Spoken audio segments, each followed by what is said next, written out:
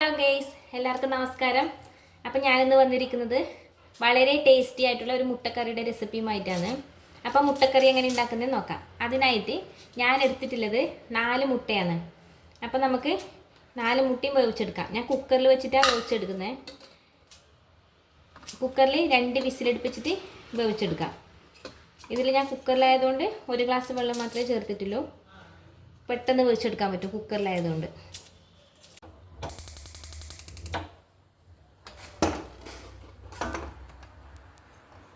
ഇനി നമുക്ക് 3 ഉള്ളി എടുത്തിട്ടുണ്ട്, 4-5 പച്ചമുളക് എടുത്തിട്ടുണ്ട്. ഇത് നമുക്ക് പൊടി പൊടിയായി അരിഞ്ഞെടുക്കാം.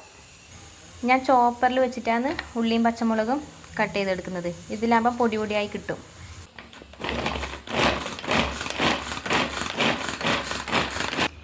ഉള്ളി പൊടി പൊടിയായി അരിഞ്ഞ് കിട്ടിയിട്ടുണ്ട്. ഉള്ളിയും പച്ചമുളകും ഒരുമിച്ചാണ് ഞാൻ ഇട്ടത്.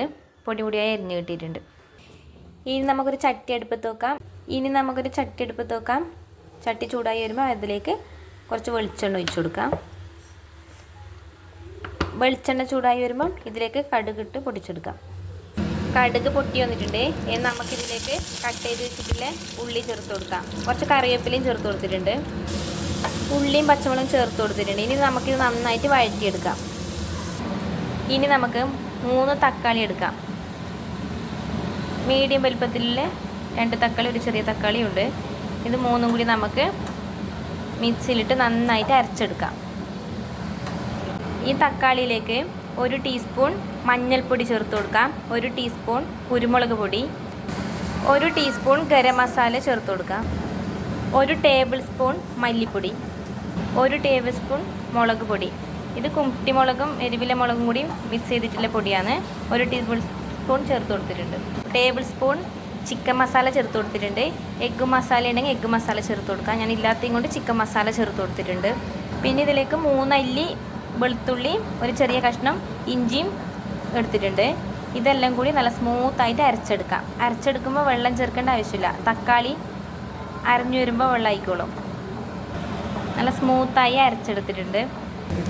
ഉള്ളി നന്നായി വഴറ്റിയെടുത്തിട്ടുണ്ട്. ഇനി നമുക്ക് അരച്ച് വെച്ച തക്കാളി മസാലക്കൂട്ട് ഇതിലേക്ക് ചേർത്ത് കൊടുക്കാം. മസാല ചേർത്ത് കൊടുത്തിട്ടുണ്ട്. ഇനി നമുക്കിത് നന്നായിട്ട് വഴറ്റിയെടുക്കണം. ഇതിൻ്റെ പച്ചമണം മാറുന്നവരെ വഴറ്റിയെടുക്കാം. നന്നായി ഇളക്കി കൊടുക്കണം.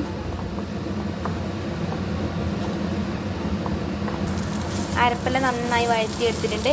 ഇപ്പോൾ എണ്ണ തെളിഞ്ഞു വന്നിട്ടുണ്ട്. ഇനി നമുക്കിതിലേക്ക് ചൂടുവെള്ളം ചേർത്ത് കൊടുക്കാം. ചൂടുവെള്ളം ചേർത്ത് കൊടുത്തിട്ടുണ്ട്. ഇനി നന്നായി ഇളക്കി യോജിപ്പിച്ച് കൊടുക്കാം. കൂടുതൽ വെള്ളം ഞാൻ ചേർത്ത് കൊടുക്കുന്നില്ല. ഇതിന് തേങ്ങാപ്പാൽ ചേർക്കാനുണ്ട്, അതുകൊണ്ട് കൂടുതൽ വെള്ളം ചേർത്ത് കൊടുക്കുന്നില്ല. പിന്നെ നമ്മളെ ഗ്രേവിക്ക് അനുസരിച്ചിട്ട് വെള്ളം ചേർത്ത് കൊടുക്കാം. ഞാനിപ്പോൾ കുറച്ച് വെള്ളം ചേർത്ത് കൊടുത്തിട്ടുണ്ട്. ഇനി നമുക്കിതിലേക്ക് ആവശ്യത്തിന് ഉപ്പ് ചേർത്ത് കൊടുക്കാം. ഉപ്പും ചേർത്ത് കൊടുത്തിട്ടുണ്ട്. ഉപ്പ് നന്നായി യോജിപ്പിച്ചെടുക്കാം. ഉപ്പും ചേർത്ത് കൊടുത്തിട്ടുണ്ട്. ഇതിനെ നമുക്കിനി അടച്ച് വെച്ച് ഒന്ന് തിളപ്പിച്ചെടുക്കാം. നന്നായി തിളച്ച് വന്നിട്ടുണ്ട്. ഇനി നമുക്കിതിലേക്ക് മുട്ട ചേർത്ത് കൊടുക്കാം. മുട്ട ചേർത്ത് കൊടുക്കുമ്പോൾ നമ്മൾ ഇതുപോലെ വരയിട്ട് കൊടുക്കണം. മുട്ടക്ക് വരഞ്ഞു കൊടുക്കണം. അപ്പോൾ ഇതിനകത്തേക്ക് മസാലയെല്ലാം പിടിക്കും.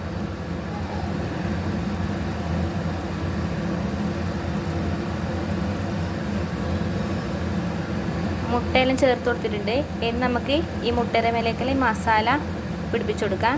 എന്നിട്ട് ചെറിയ തീയിൽ ഒരു 5 മിനിറ്റ് നമുക്ക് മസാല പിടിക്കാൻ വേണ്ടി വെക്കാം. മുട്ടയിലേക്ക് മസാലയെല്ലാം നന്നായി പിടിച്ചു വന്നിട്ടുണ്ട്. ഇനി നമുക്കിതിലേക്ക് ഒരു 3/4 ഗ്ലാസ് തേങ്ങാപ്പാൽ ഒഴിച്ചു കൊടുക്കാം.